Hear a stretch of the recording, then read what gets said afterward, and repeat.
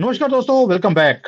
दोस्तों, एक मुद्दा आया है कि यूके इस्लामिक कंट्री ऑलरेडी बन चुका है। इस्लामिक अभी बनने की जरूरत नहीं है। वहां पर जो क्वीन है उसको बुर्का डलवाने की बातें शुरू हो गई हैं। शरिया को इंप्लीमेंट करने की बातें शुरू हो गई हैं। जो बकिंगम पैलेस है उसे मॉस्क में कन्वर्ट करने की बातें शुरू हो गई हैं। उन्होंने वहां की जो लोकल पॉपुलेशन, जो कि ओरिजिनली जिसको हम व्हाइट सुपरमेसी वाले लोग बोलते थे, दुनिया के ऊपर राज किया था, आज खुद नौकरों की तरह वहां पर रहते हैं और सारी फैसिलिटी से उनको दूर कर दिया गया है। धक्के मार के बाहर निकालने की बातें शुरू हो गई हैं। यानी कि first country to fall to a Muslim world. ये वही लोग जो शरणार्थी बनकर बच्चों को और लेडीज को आगे कर कर रोते हुए दिखाते थे कि देखिए हम तो शरिया से दुखी हैं, हमें बचा लीजिए। और वहां जाकर जैसे ही इनकी पॉपुलेशन बढ़ी है, इन्होंने वहां पर क्या बात शुरू कर दी कि हमें वही शरिया जिससे बचकर हम निकले थे, हमें यहां पर शरिया करना है। आप सबको बुर्के डालने पड़ेंगे। ओलंपिक्स के अंदर उनकी जो टीम गई है यूके की, इन्होंने बोल दिया कि हिजाब के बिना अगर कोई वहां गया तो हम उन्हें गोली से मार देंगे, गले काट देंगे। इन सब के ऊपर बात करेंगे डिटेल में, और भारत के अंदर क्या कुछ होने वाला है इसके ऊपर बात करेंगे संजीव जी के साथ। संजीव जी, जय श्री राम। जय श्री राम समीर जी। सर, जो ट्रंप है उन्होंने पहले बोल दिया कि मैं इनको अपने कंट्री में अलाउ नहीं करूंगा। ये कॉकरोचों की तरह यहाँ मल्टीप्लाई होते हैं और फिर हमारे यहाँ पर आग लगाने की बात करेंगे, गोलियां चलाएंगे, चाकू चलाएंगे। आपको और कुछ बताने की जरूरत नहीं है कि क्या कुछ करते हैं। जो उनका वाइस प्रेसिडेंट कैंडिडेट है, जो अगले गवर्नमेंट में वाइस प्रेसिडेंट बनने वाले हैं, जेडी वेंस, उन्होंने एक स्टेटमेंट दे दिया और बवाल खड़ा हो गया पूरी दुनिया में कि UK is the first western country to have become a Islamic country now. Sir, कैसे देखते हैं इस स्टेटमेंट को और इसका असर पूरे दुनिया के ऊपर, स्पेशली इन मुसलमानों के ऊपर क्या होगा? सुमीर जी, जेडी वेंस के मुंह से इस टाइप की स्टेटमेंट अगर आई है तो इसको बहुत सीरियसली लेना चाहिए। अभी फिलहाल में ही जेडी वेंस की एक इंटरव्यू हुई थी और उन्होंने यूके के अंदर भी जो भी आर्जनी हुई थी, रॉयटिंग हुई थी, तोड़फोड़ हुई थी, लूटमार हुई थी, उसके बारे में जेडी वेंस से इंटरव्यू में पूछा गया था कि आप उनका क्या विचार है इसके बारे में।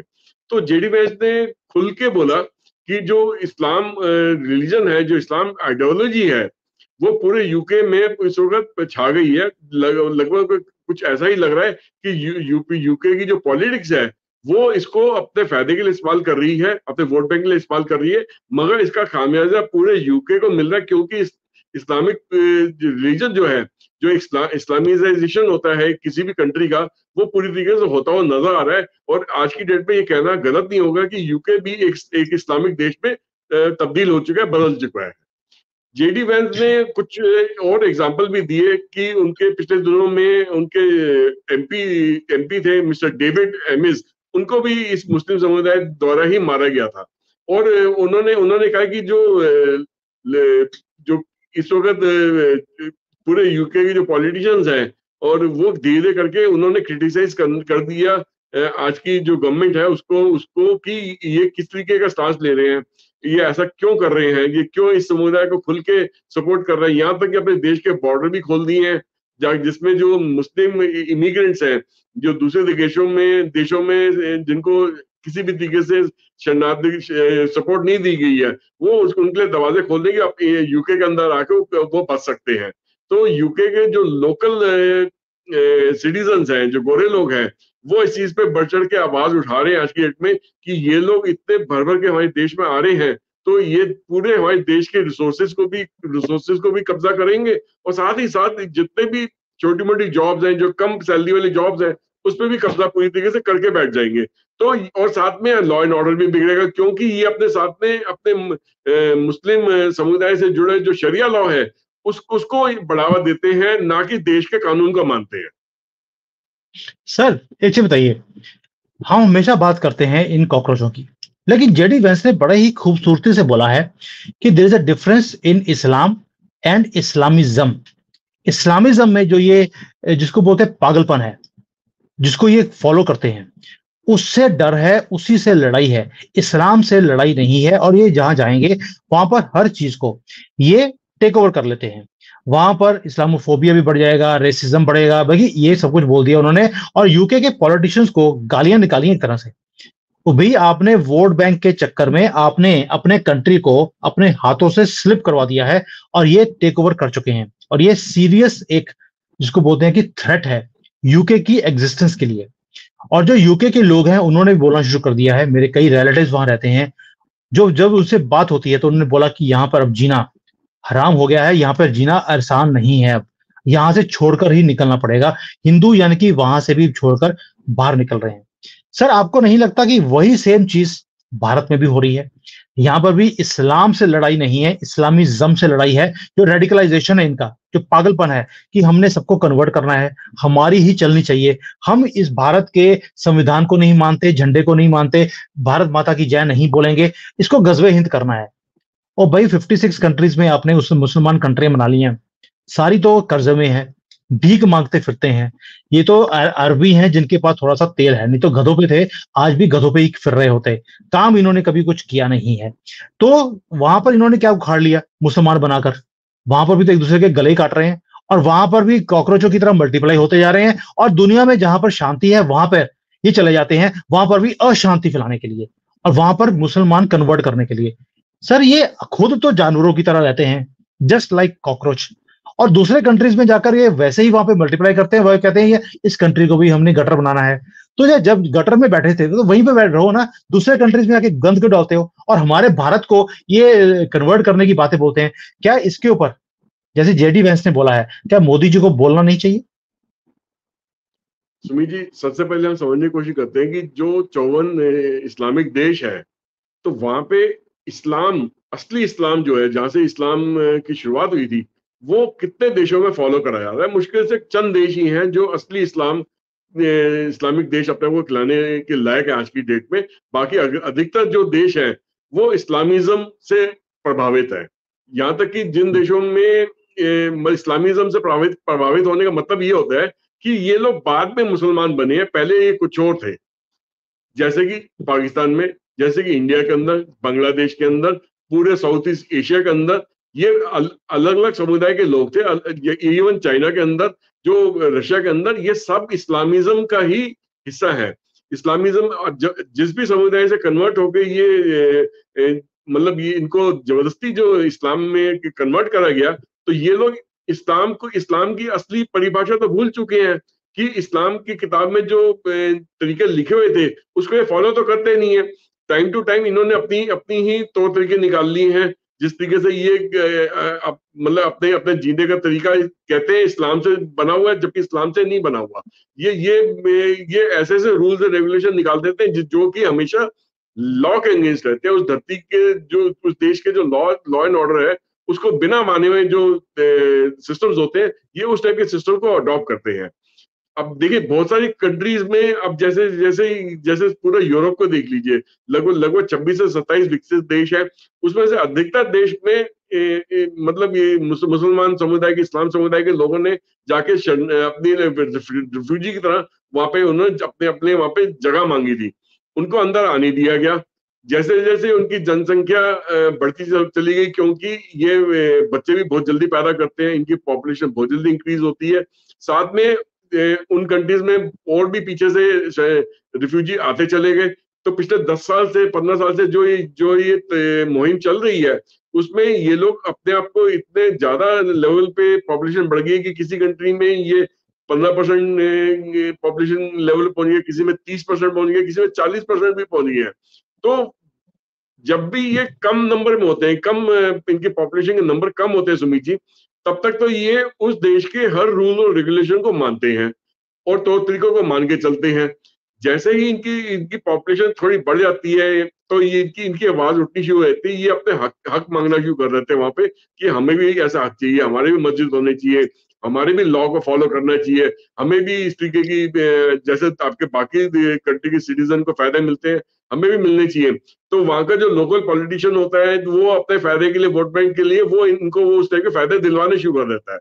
और जब इनकी समुदाय लगभग मेजोरिटी लेवल पर आती है, या अच्छी खासी परसेंटेज में उस कंट्री में इन्होंने जगह बना ली होती है, तब ये उस एरिया के अंदर जहाँ पे इन्होंने अपना अपना सबसे ज्यादा पॉपुलेशन इकट्ठी होकर रहती है, वहां से ये दूसरे समुदाय के लोगों को एलिमिनेट करना शुरू कर देते हैं, भगाना शुरू कर देते हैं, और देश के पॉलिटिक्स में भी इतना दबाव डाल देते हैं कि अगर आप हमारे बात नहीं मानोगे या शरिया लॉ नहीं लागू करोगे या हमें अपने तौर तरीके से नहीं जीने दोगे, तो हम यहाँ पे आग लगा देंगे, हम लोगों को बर्बाद कर देंगे, आपके देश को बर्बाद कर देंगे।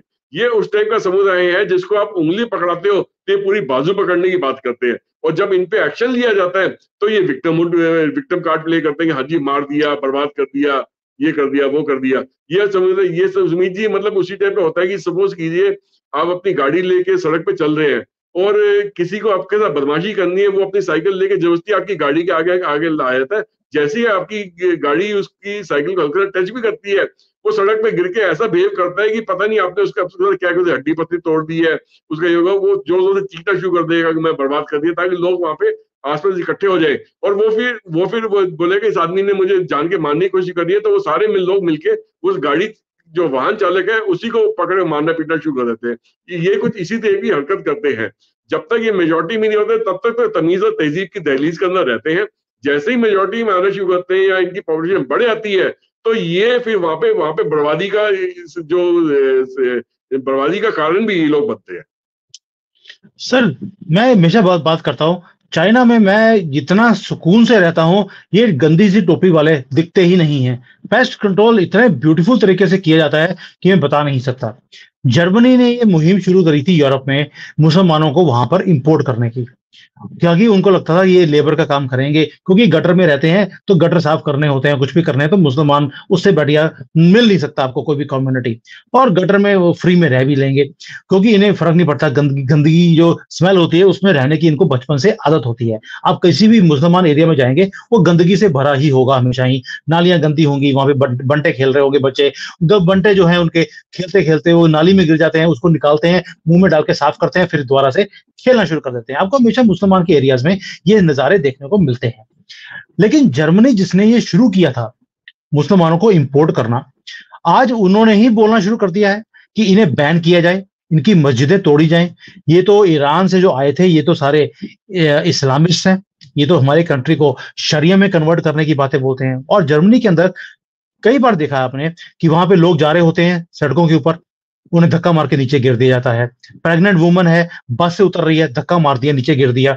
बल्कि ऐसी जानवरों वाली हरकतें ये वहां पर कर रहे हैं जिन्होंने इनको शर्म दी थी।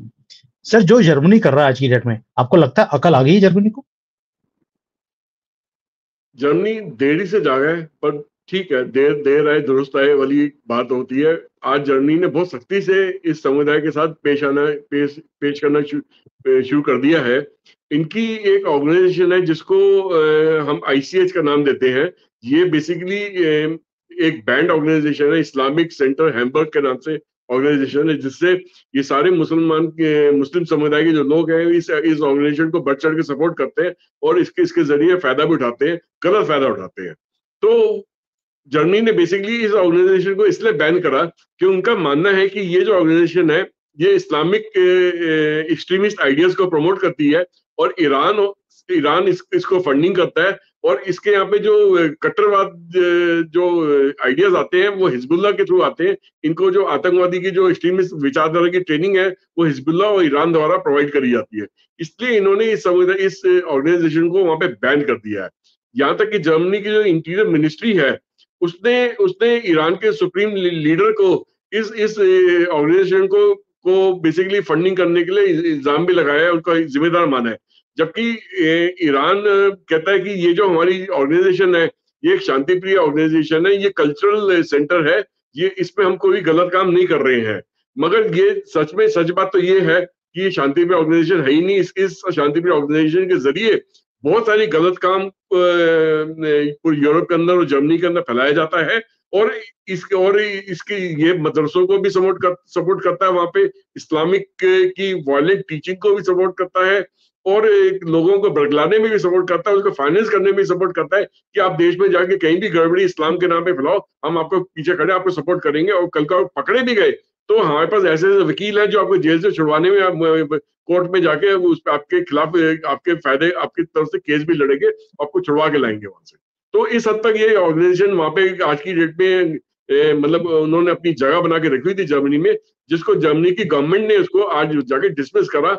और इसको डिसमिस कई साल पहले कर देना चाहिए था, बहुत पहले कर देना चाहिए था, मगर तब तक जर्मनी शायद ये मानने को तैयार नहीं थी कि ये जो संस्था है, ये ऑर्गेनाइजेशन है, वो जर्मनी के खिलाफ ही काम कर रही है। वो ये हमेशा वहां पे मुस्लिम वोट बैंक को वो मुस्लिम को एक वोट बैंक की तरह इस्तेमाल करते गए, मगर उसी वोट बैंक ने जब जर्मनी के अंदर गड़बड़ी करनी शुरू करी, उन्हीं को नुकसान करना शुरू करा, आज जर्मनी की आंख खुल गई है कि नहीं, हमने हमने हमने जो हमारी जो सोच थी इन इन लोगों के बारे में या इस ऑर्गेनाइजेशन के बारे में, वो बहुत गलत थी।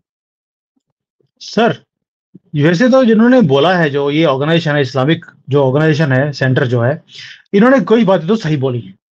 उन्होंने बोला कि हमारी जो ऑर्गेनाइजेशन है, ये वी प्रमोट पीस। तो उसका मतलब बिल्कुल सही था। पीस का मतलब है पीस ऑफ लैंड। हम तो प्रमोट करते हैं कि यहाँ पे जितनी भी गवर्नमेंट की जगह है, उसे कब्जा कर लिया जाए। कुछ वहां पे जो जर्मन लोगों की जो घर होते हैं, उनके ऊपर कब्जा किया जाए। तो we have come here to take your piece of land.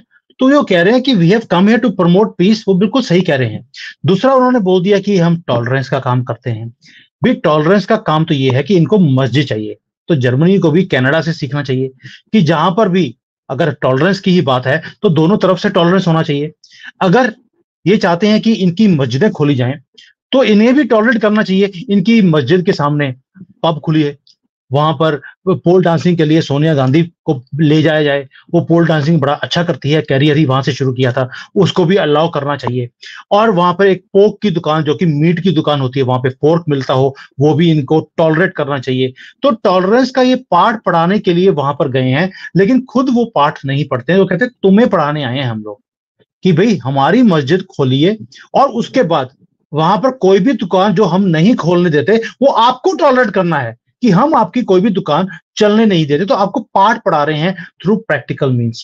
और साथ में उन्होंने बोल दिया कि हम जो ये इंटरफेथ डायलॉग होते हैं, उसको करने के लिए हमने ये ऑर्गेनाइजेशन बनाई है। इंटरफेथ का मतलब है कि मेरी जो फेथ है, वो मैं आपकी फेथ के बीच में कैसे घुसोड़ दूं, और उसके बाद उसको खत्म कर दूं और अपना ही सिर्फ फेथ चलने दूं। तो ये है इंटरफेस, नहीं है, ये है enter the other persons faith. तो हम एंटरफेस वाला काम कर रहे हैं। तो जो इन्होंने बोला है, ईरानियन वाले जो हिजबुल्लाह वाले हैं, जो कि बड़े ही शांति प्रिय लोग हैं, हिजबुल्लाह वाले पूरी दुनिया में फैले हुए हैं, शांति का ही काम करते हैं। अगर उन्होंने तीन बातें बोली हैं कि पीस, पीस ऑफ लैंड जो लेना है, टॉलरेंस आपको सिखा रहे हैं, और जो एंटरिंग इनटू योर फेथ, और उसे दिखाना कि भाई ये तो निकम्मी आपकी फेथ है, हमारी ही सुप्रीम है। तो कौन सा गलत काम कर रहे हैं सर? जर्मनी को तो मुझे लगता है कि एक्सेप्ट कर लेना चाहिए। Islamic, UK already Islamic country बन चुका है, जर्मनी को बनने में क्या दिक्कत है? सुमित जी, देखिए, जब तक जर्मनी के जीने के तौर तरीकों पे हमला नहीं हो रहा था इनके द्वारा, तब तक सब कुछ ठीक था। आज ये लोग जर्मनी के जो खुले खुले तरीके से वहां पे लोग जीते हैं, अपनी जिंदगी को एंजॉय करते हैं, काम करते हैं, मस्ती करते हैं, और जिंदगी सारी ऐशो आराम वो एंजॉय कर रहे हैं। ये मुस्लिम ऑर्गेनाइजेशन को वो सब चीजें बर्दाश्त नहीं है। वो कहते हैं नहीं जी, आप ये सब नहीं कर सकते हैं, ये इस्लाम करना हराम है। ये अपने ही रिलीजन को वहां पे थोपने की कोशिश कर रहे हैं, अपने इस्लाम को वहां थोपने की कोशिश कर रहे हैं। ये भूल गए कि उस देश में ये शरणार्थी बन के आए थे, रिफ्यूजी बन के आए थे। इस देश ने उनको शरण दी थी, इनको जगह दी थी रहने के लिए। आज आज ये वहीं पे ही अपने ही इस्लामिक लॉज को, अपने शरिया लॉज को वहां पे मांग कर रहे हैं कि वहां पे इंप्लीमेंट करना चाहिए, और तेजी से इंप्लीमेंट करना चाहिए। और शरिया लॉ, इस्लामिक लॉज के अंदर जो भी चीजें हराम है, वो पूरी जर्मनी में बंद हो जानी चाहिए।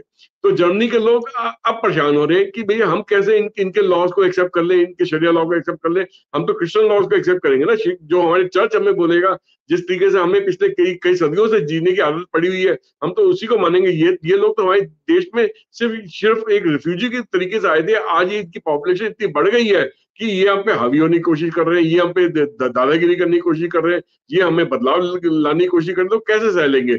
अब वो, क्योंकि पानी सर से ऊपर निकल गया है उन लोगों के लिए, इसलिए वो जर्मनी की जो गवर्नमेंट है, वो रिएक्ट कर रही है, वो सख्त कदम उठा रही है इनके खिलाफ। सर, आपको नहीं लगता कि जो कुछ आज यूके में, जर्मनी में हो रहा है, ये अमेरिका ने ऑलरेडी बोलना शुरू कर दिया, पूरे दुनिया में एक मुहिम शुरू हुई है इन कॉकरोचों के खिलाफ? क्या भारत को, ये जो इस्लामिक कंट्री बनाने की कोशिश करते हैं, क्या मोदी जी को एक्शन नहीं लेना चाहिए? मैं बार बार बोलता हूं, मोदी जी को भी बोल रहा हूं, आरएसएस के लोगों से बात होती है, मैं उनको भी बोलता हूं कि सर आपकी क्या मजबूरी है कि आप कोई एक्शन लेते ही नहीं इनके खिलाफ? क्या इनको ये वेट कर रहे हैं कि वो यहाँ पर हिंदुओं के कत्लेआम शुरू करें? प्रॉपर्टी उन्होंने ऑलरेडी जब्त करनी शुरू कर दी हैं। अभी हमने वीडियो बनाया था कि एक आदमी ने 20 लड़कियों की तो जिंदगी खराब कर दी उनका शादी करके, उसके बाद सबको धक्के मार के बाहर निकाल दिया, धोखा देकर भाग गया है, सारी प्रॉपर्टियां सारे जेवर लेकर। आप किस चीज की वेट कर रहे हैं कि सारे हिंदू ऐसे ही बस तंग होते रहें? सर 1000 साल से इस कॉकरोचों को हम सहन कर रहे हैं, अब और कितना? अब तो उनकी पॉपुलेशन इतनी बढ़ गई है कि हमारा जीना हराम कर दिया है, और मोदी जी है कि कोई एक्शन लेते नहीं है। क्या जो जर्मनी या अमेरिका जो एक्शन ले रहा है, क्या मोदी जी को पहले ही एक्शन नहीं लेना चाहिए? सुमित जी, मोदी जी एक्शन ले रहे थे, मगर बीच में कुछ ऐसा समय आया कि जब उन्होंने सबका साथ और सबका विश्वास वाली बात करी, तो उनकी एक्शन में कहीं ना कहीं कमी आ गई। और शायद हिंदू समुदाय के लोग थे, वो इसी चीज से नाराज थे कि भैया ये जो बात कर रहे हैं, जिसके विश्वास की बात कर रहे हैं, वो ही इनको एक दिन आगे धोखा देगा। वैसे ही हुआ अब की बार लोकसभा इलेक्शन में कि उस समुदाय के लोगों ने 1% लोगों ने भी वोट इनको नहीं डाली, और सारे बेनिफिट सारे ले लिए इनसे। मगर अब देखिए कि देखिए, मेरा हमेशा से ये मानना है सुमीत जी, कोई भी एक्शन लेना है वो एक बारी का एक्शन नहीं हो सकता, वो कॉन्टिन्यूस एक्शन होता है। रोज दिन एक्शन लेना पड़ेगा आपको, कोई ना कोई एक्शन आपको रोज दिन लेते रहना पड़ेगा, ताकि उसका जो इम्पैक्ट है वो लगातार इन पे बना रहे, इन पे दबाव बना रहे, इन पे 24 घंटे तलवार लटकती रहे। और अगर मतलब जैसे इधर मिडिल ईस्ट कंट्रीज में जहाँ पे आज भी उस टाइप का सिस्टम चलता है कि एक बादशाह है या एक शेख है जो कि वहां का राजा बन के बैठा है या वहां का अमीर बन के बैठा है, तो वहां पे कहावत है कि हुकूमत बिना दहशत के नहीं हो सकती। और शायद योगी जी भी उसी उसी फिलोसफी को फॉलो करते हैं कि जब तक योगी जी की दहशत यूपी के अंदर है, तो लॉ एंड ऑर्डर वहां मेंटेन हुआ रहता है। और कोई भी सिर उठाता है तो उस पर वो सख्त से सख्त एक्शन लेते हैं, कदम उठाते हैं उस चीज का फन को कुचलने के लिए। तो कुछ ना कुछ इस तरीके से पूरे हिंदुस्तान में जब तक नहीं होगा, इस टाइप का कोई ऐसा लीडर उभर के नहीं आएगा योगी जी के टाइप का, जो कि डेली बेसिस पे कड़क से कड़क एक्शन लेने की हिम्मत रखता हो, तब तक इस समुदाय की गलत हरकतों को दबाए रखना बहुत मुश्किल काम रहेगा सुमित जी। बिल्कुल सही कह रहे हैं। यूके ऑलरेडी इस्लामिक कंट्री बन चुका है, जर्मनी बनने वाला था, उन्होंने थोड़ा सा पहले ही एक्शन ले लिया, वो एक्शन ले रहे हैं। आप किसी बात के डर रहे हैं कि वो बोलेंगे आपके खिलाफ? जब वो अपने कंट्री में एक्शन ले सकते हैं, आप क्यों नहीं ले सकते? आपको सिर्फ हिम्मत चाहिए करने की। वो ये जो बुजदिली है, इसको छोड़ना पड़ेगा मोदी जी को, और उसके बाद ही इस कंट्री का कुछ हाल हो सकता है, यानी कि भारत का कुछ हो सकता है। देखते हैं मोदी जी जागते हैं या ये इनका आखिरी टर्म होगा। अगली बार मुझे नहीं लगता कि सनातनी इनको वोट देकर दोबारा से लेकर आएंगे, अगर इन्होंने कोई भी पेस्ट कंट्रोल वाला काम भारत में शुरू नहीं किया तो। देखते हैं, मोदी जी के ऊपर छोड़ देते हैं। मोदी है तो मुमकिन है, मुझे विश्वास है इसके ऊपर। और हमारी वीडियोस को मोदी जी देखते भी हैं, ये भी मुझे विश्वास है, क्योंकि कई चीजें हमने प्रेडिक्ट करी थी वो उन्होंने करनी शुरू कर दी हैं। अब ये वाला काम हमने बड़ी देर से एक मुहिम शुरू करी हुई है, मुझे लगता है कि वो इसके ऊपर भी काम शुरू करेंगे। सर, आपका क्लोजिंग कमेंट। सुमित जी, मेरा ऐसा मानना है कि देखिए, पहले जब भी मोदी जी कोई भी एक्शन लेते थे इनके खिलाफ, तो पूरी जो वेस्टर्न लॉबी है, यूरोप, अमेरिका, ये सब मिलके इनके खिलाफ बोलती थी कि आप ह्यूमन राइट्स को के बारे में कुछ सोचते ही नहीं हो। आप ऐसे समुदाय को एक्शन ले रहे हो जो कि समुदाय इस टाइप की हरकतें अगर कर भी रहा था, फिर भी आपको उनको अपने अंदर सही तरीके से पेश आना चाहिए, या उनको अपने अपने अंदर लॉ एंड ऑर्डर, उनको अपने साथ मिला के काम करना चाहिए। अब जब इन लोगों पे खुद पे मजबूरी बन रही है, इन देशों की, यूरोप के देशों की, इस समुदाय पे एक्शन लेने के लिए, और ये भी वो समझ रहे हैं कि नहीं, ये इस हद तक गलत हरकतें कर देती है कि एक्शन लेना मजबूरी बन जाती है, तो अब शायद वो हिंदुस्तान की बात को समझ पाए, सही तरीके से समझ पाए। अगर आने वाले दिनों में इंडिया को एक्शन लेता है इस टाइप कोई भी गलत चीज होते हुए, तो शायद यूरोप उन लोगों का साथ ना देके इंडियन गवर्नमेंट का साथ देगी। चलिए चलिए देखते हैं कि वो साथ भारत का देते हैं कि नहीं देते हैं। लेकिन हमारी कंट्री है, हमें किसी के साथ की जरूरत क्यों पड़ती है? क्या चाइना किसी के बाप की सुनता है? उसको नेशनल इंटरेस्ट में जो काम होता है वो करता है। भारत ही एक ऐसा देश है जो अपने ही नेशनल इंटरेस्ट के जो काम के होते हैं उसके बारे में काम नहीं करता, दूसरों की तरफ वो देखता रहता है, और इसलिए हमारे कंट्री का ये हाल है। देखते हैं कब तक ऐसा काम चलता रहेगा। मोदी जी जागते हैं या ये लोग यानी कि भारत के ही लोग उन्हें उठाकर इस बार वही उठाकर उतारने वाले हैं अगर उन्होंने ये काम नहीं किया तो, क्योंकि कंट्री हमारे लिए भी सर्वप्रिय है, मोदी जी या बीजेपी नहीं है। बीजेपी तब तक हमारे लिए एक ये बोलते हैं कि हम उसको फॉलो करते हैं या सपोर्ट करते हैं जब तक वो भी भारत के लिए काम करेंगे, भारत की तरक्की के लिए बात करेंगे, सनातन की बात करेंगे। अगर सबका साथ ही चाहिए तो जाइए उनके पास ही, हमें भी आपकी जरूरत नहीं है जैसे कांग्रेस की हमें जरूरत नहीं थी। थैंक यू सर, जय हिंद, वंदे मातरम। जय Hind, Vande Mataram. Hi there. If you liked the video, please don't forget to smash the like button, subscribe to our channel, and activate the bell icon so that you receive all notifications whenever we upload a new video. Thanks for watching.